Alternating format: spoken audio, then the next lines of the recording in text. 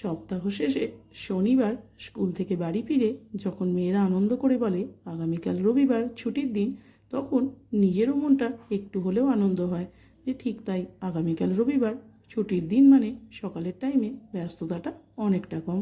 কিন্তু যেই রবিবারের সকাল গড়িয়ে সন্ধ্যা হয় তখনই আবার সোমবারে নিয়ে বেশ চিন্তা হয়, কি বানাবো, কি টিফিনে দেব, এটাই একটা চিন্তা হতে থাকে।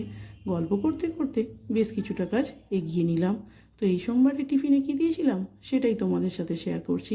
দেখো, কিছুটা পালং শাক ভালো করে ধুয়ে কেটে নিয়েছি। এক বাটি মুগের ডাল আগে থেকেই ভিজিয়ে রেখে দিয়েছিলাম। মিক্সির বাটিতে আদা, কাঁচা লঙ্কা আর পালং শাক দিয়ে দুবারে একটা মিহি পেস্ট বানিয়ে নিলাম মুগের ডালটার।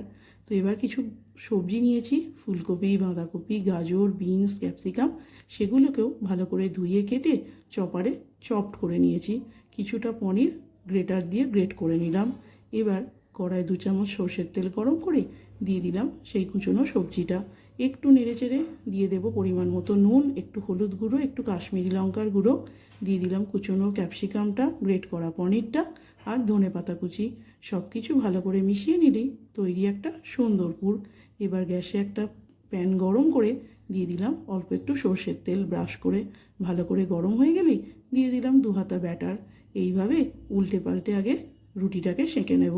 এবার এই মাঝখানে পুরটা দিয়ে এইভাবে একটা ভাঁজ করে নামিয়ে নিলেই তৈরি একটা সুন্দর টিফিন। সকালের জলখাবারে, বাচ্চাদের টিফিনে বা সন্ধ্যের স্ন্যাক্সে, রাতের ডিনারে, যখন মন চায় তখনই খেতে পারো। যেমন সুস্বাদু তেমনই স্বাস্থ্যকর আর পুষ্টিগুণে ভরপুর একটা টিফিন।